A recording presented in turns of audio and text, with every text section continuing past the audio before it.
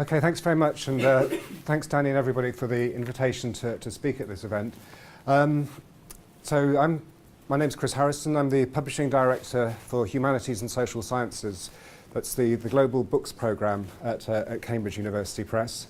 I've worked at the press for about 18 years, initially as an economics editor and more recently looking after the global books programme. Before that, I was working at Pearson in textbook publishing, and before that, in a far-off galaxy, many, many years ago, I was a PhD student, like I guess many of you, and working on a thesis at School of Oriental and African Studies on African history, and as my funding was running out, I accidentally got a job in publishing and I liked it, but I still carried on with my research, and I was delighted that my dissertation actually got picked up by Cambridge University Press in their African Studies series. So I've got some sense of the kind of the publishing scene from both sides of the fence. I'm very conscious that I'm speaking as part of Open Access Week, and I think the programme today is some really interesting speakers who are looking at some of the new and emerging kind of models in the publishing industry and the academic scholarly communications field. But I see my role this morning maybe as setting out maybe sort of the more kind of traditional publishing landscape, which will serve as kind of as a backdrop and a reference point, I think, for some of the talks that you'll be getting later today. And I be speaking on that traditional publishing landscape from the perspective of somebody who works at a very old and distinguished university press. We're very proud at Cambridge University Press of being part of one of the world's great research universities, and we see ourselves very much as being an integral part of the university. We work very closely with the university library team here and faculties around the university, and we see ourselves very much as sort of sharing the same kind of mission and values as the university. We're a very old press, so hence sort of talking perspective of the traditional thing. It doesn't get much more traditional in one sense than Cambridge University Press, been around since 1534. I'm not too sure why it took us 50 years to publish our first book, but I'd like to reassure anybody who is thinking of submitting a book proposal that these days we do it a little bit quicker. So we're very proud of that heritage, but I think these days we're also very proud of the sort of the innovation that's going on at the press, and there's a lot of really interesting stuff that we're doing, not just in open access, but in lots of other areas as well. So, but that's us, and as I say, we're part of a huge and kind of quite sort of perplexing and fast-changing publishing landscape, and it is these figures, I think, from a couple of years ago, but just to give you some sense of scale of the amount of scholarly communication that's going on and captured in traditional book and journal formats. There are over 20,000 scholarly journals. I mean, it's an astonishing number across the arts and sciences, and each year they publish 2 million journal articles. There are some 200,000 books published each year. At the press, the department I work for, we publish about 1,200 new books every year. So we publish sort of about 0.5, one of the world's biggest university presses. We publish about 0.5% of the output of the overall academic publishing industry. And it is, with those kind of numbers, there is quite a lot of, there's big money involved, and particularly on the STM side.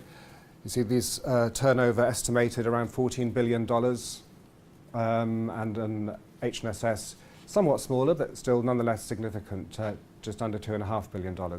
So in this landscape, with all this activity, with all that kind of that money and all the different kind of needs and requirements, you'll see there are many, many different publishers, and they range in scale from the kind of the really huge multinationals through to sort of smaller kind of niche and emerging publishers.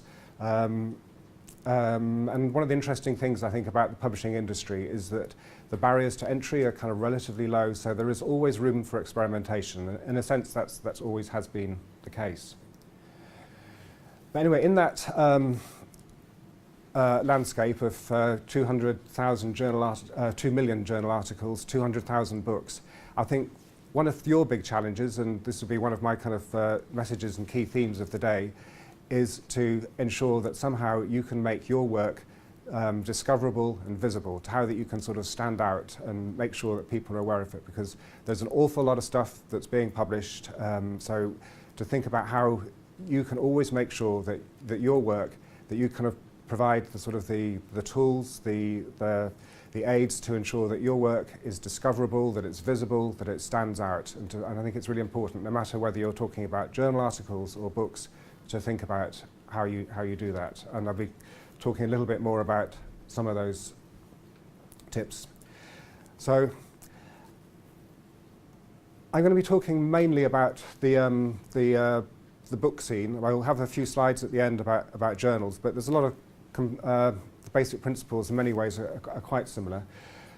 But I thought to begin with, I would just sort of sketch out who the main kind of players are in the scholarly communications landscape, and start off with university presses. I think we all kind of recognise what a university press is. I'm not too sure the exact number, but I guess there are probably well over 100 of them around the world.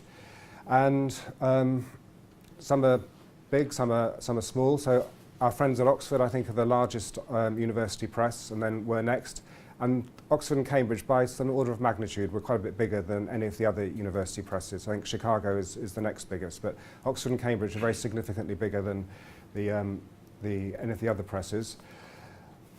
So we all characterise ourselves as being kind of mission-driven presses. That we see ourselves, as I said at the beginning, as part of the university, sharing its values and missions to help advance scholarship and learning. And we also have a legal status of not-for-profit. And this means kind of different things, I think, for different university presses. For Oxford and Cambridge, not-for-profit doesn't mean that we're not interested in profit, because the university expects us to be self-financing, that we have to generate our own revenues to invest in our future publishing. And not just self-financing, but our parent universities, Cambridge here and Oxford, expect us actually every year to be a net contributor to university revenue. So every year we donate quite substantial amounts of money to the universities. And that's very different to the North American university press model, where I think almost without exception, North American university presses are subsidised to a greater or lesser extent by their parent university. So in terms of how we make our publishing decisions, as a university press, as a mission-driven organisation that sort of shares the values of the university, our number one consideration is always the academic quality. We spend, and we'll talk a little bit more about that, a huge amount of time on quality assurance and peer review. So academic quality is absolutely essential, but it's a necessary but not sufficient reason for going ahead in publication. We do also have to look at the market and to be sure that we can actually make a return on books. So the university presses stand in contrast to the commercial publishing houses, and I just categorise these into three broad categories. There's the higher education college publishers, like my old employers Pearson, and they're publishing educational learning materials, increasingly in digital format, for very kind of big, introductory courses. There are a series of professional publishers catering for the needs of specific kind of practitioner communities, particularly in medicine, law, engineering. And then there's a group of publishers that I think occupy a very similar space to us. Publishers such as Taylor & Francis, Palgrave, Edward Elgar, who are also publishing for the academic market, but are nonetheless kind of for-profit, and therefore have to look at the world in a slightly different way to the way that we do. All of these publishers, all very good, they all have very professional, high standards. That said, the landscape is changing very, very fast, and we're hearing more about that today. So obviously for some time, technology has been a big driver of change. The journals business for a long time has essentially been a digital business. The books business is increasingly going digital. Over 30% of academic book revenues at Cambridge University Press now are from digital. And that means not just sort of kind of digital like Kindle that we associate, but increasingly libraries have a preference to acquire new content in digital formats. Open access, the theme of this week, has been kind of huge changes, particularly in the STM journals business.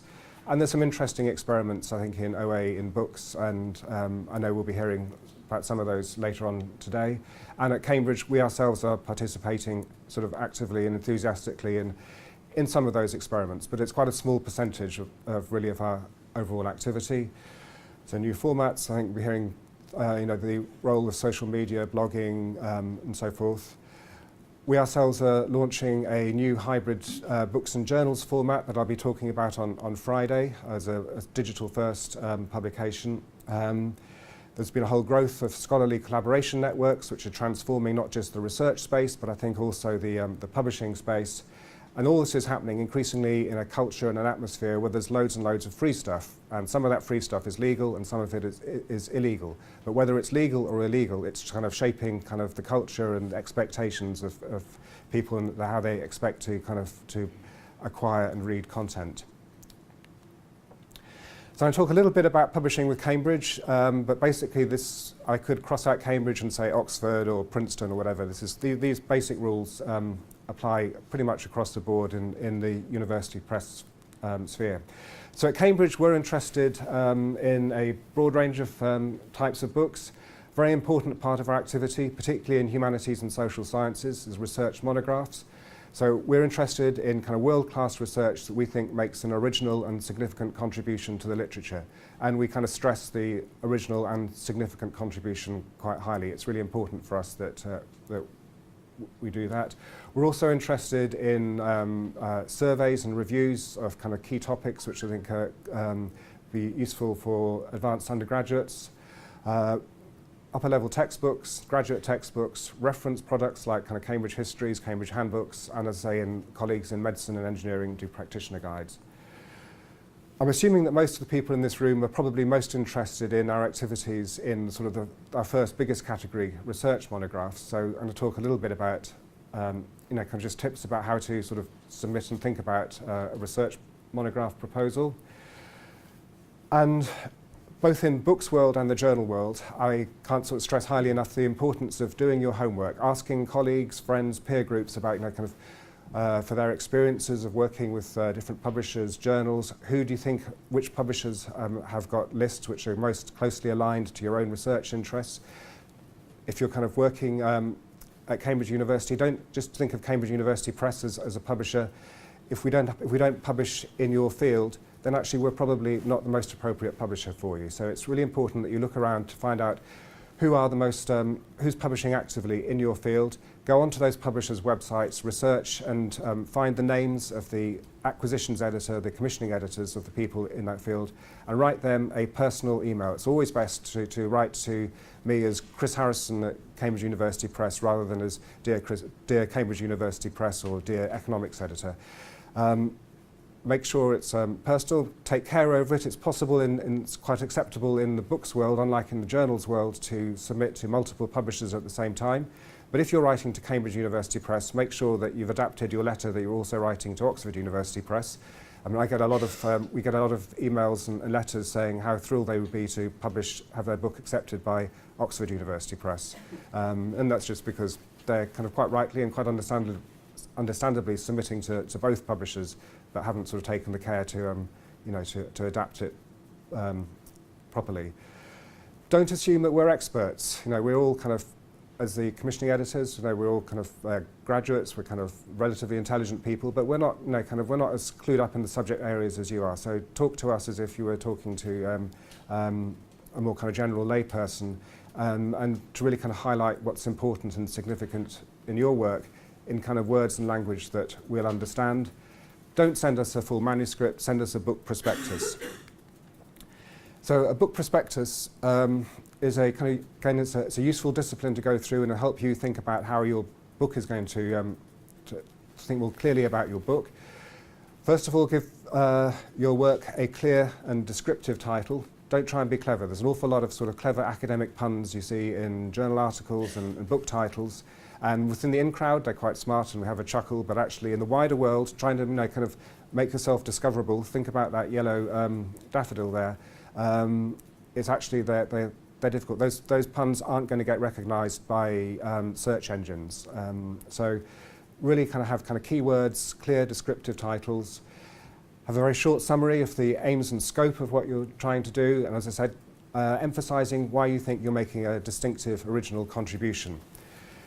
Give us a detailed table of contents with some kind of abstracts of what you think you're going to be writing about in each chapter.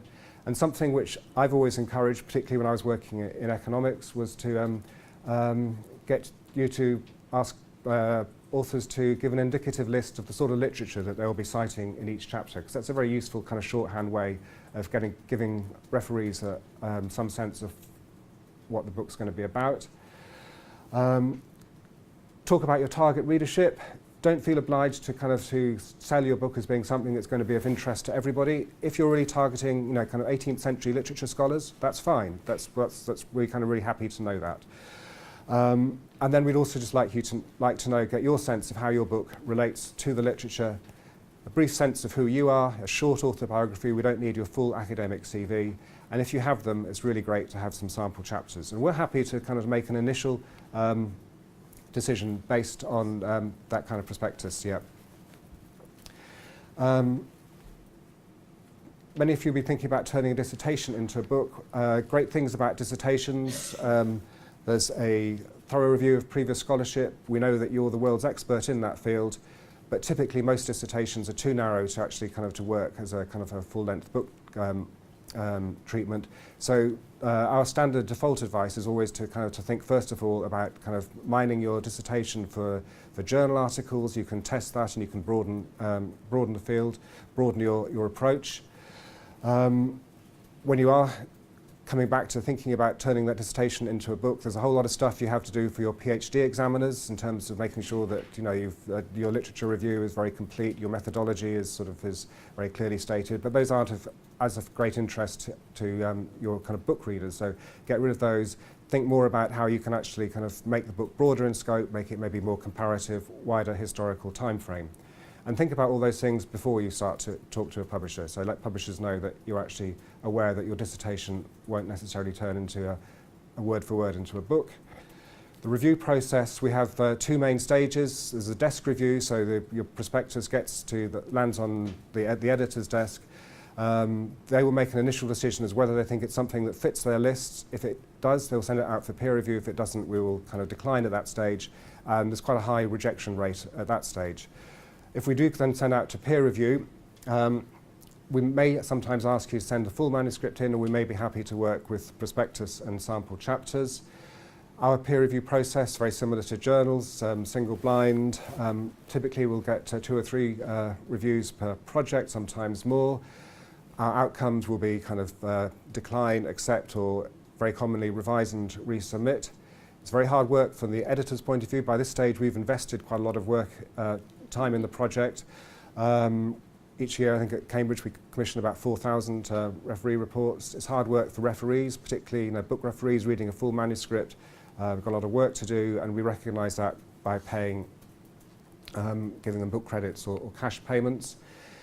I think there are some differences between book and journal peer review process. I think in the book process, we kind of see peer review as being as much a mentoring process to help the author develop and shape the book.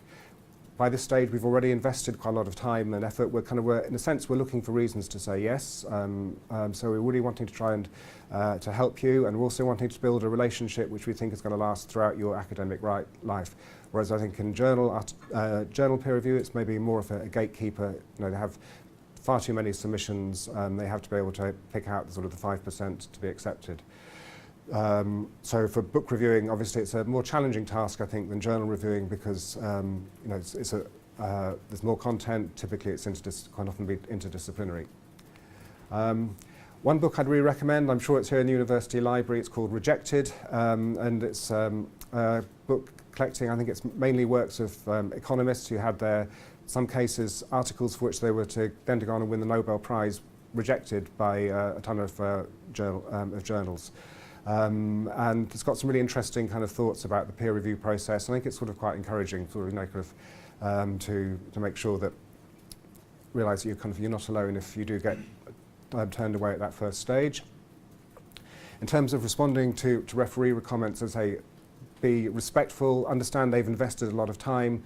Don't say these people are idiots, they haven't understood your work, but engage constructively, you know, kind of and politely with their work, with their comments. But don't be afraid to disagree with them as well. So when you write back to the book editor, say these are comments I agree with, but with greatest respect, these I disagree with, and I stand by what I said. And I really respect kind of a good, strong, kind of robust defence of somebody's work.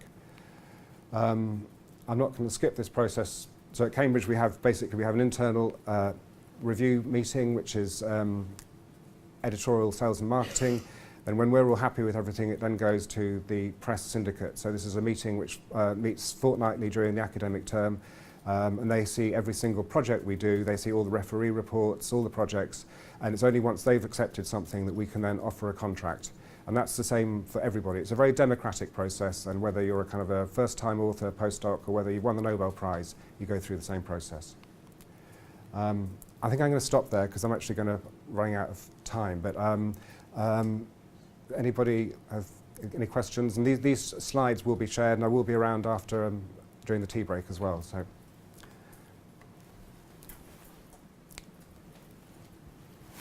Hi.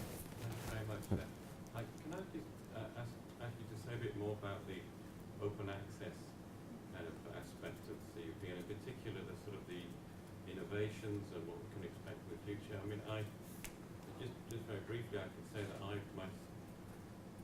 have been in some preliminary discussions with CUP about two aspects of CUP. First of all, creating close relationships with university partners, which is, in the past, there has not really been necessarily a special relationship between the press and the university partners. And the other thing, perhaps some kind of hybrid type of open access relationship where university departments would fund their own open access publications, but somehow it would be supported by CUP in some sort of publishing platform through print on demand. I mean, some kind of collaborative relationship which would between the department and CUP in a kind of so not sort of within the core CUP series, but following all these kind of procedures we've been talking about, and obviously quality control, but not driven by market forces or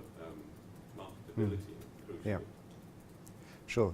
Okay. Well, most of our open access. So the question was to talk to say a little bit more about CUP's involvement and activity in the OA space, and then a very specific question about the scope for a different type of relationship between the press and individual university departments, which would be sort of a hybrid with the university, with the department taking responsibility for creating an open access version of scholarly content properly vetted with quality control, and then the press getting involved in maybe kind of a global distribution of a print version of that through print on demand.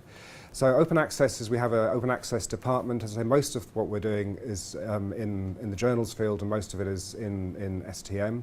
But that's and that's just the way the kind of the open access world is, I think. And but on the book side where I work, we are working very closely with the consortia such as like Knowledge Unlatched, and we're kind of participating actively in those experiments, and they're interesting ones, and we're learning from them.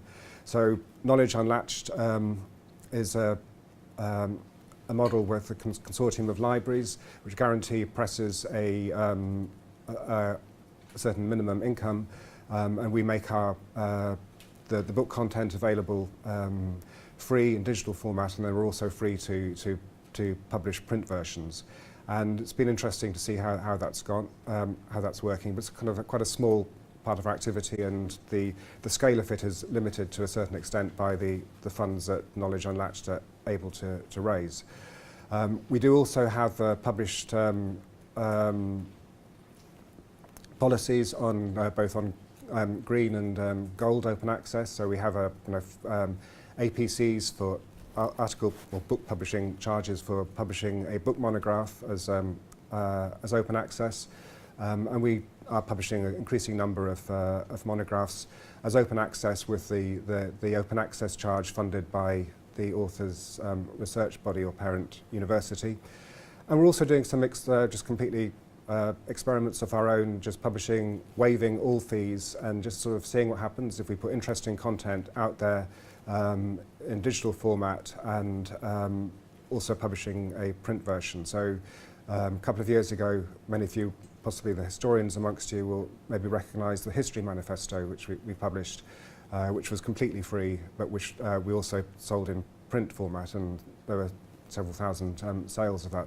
So we're experimenting, and to come to your second question around the scope for that kind of relationship, I think it's something which we kind of would be interesting to talk about more. It's not dissimilar to relationships which we've had in the past in the pre-digital, pre-open access world with some universities. We published some series with I know in the economics department, we published a series of on commission, which went through a slightly different process. We have similar series with the classics department. I think we always have to look at sort of the bigger picture as well of the overall kind of scale, sustainability, opportunity costs on all sides. But certainly those are the kind of relationships, and I think with the technology and the way in which new business models that we should be looking at, and be interested to talk about more. Thanks. Excellent. Thank you very much, Chris. Right. So we'd like to thank Chris.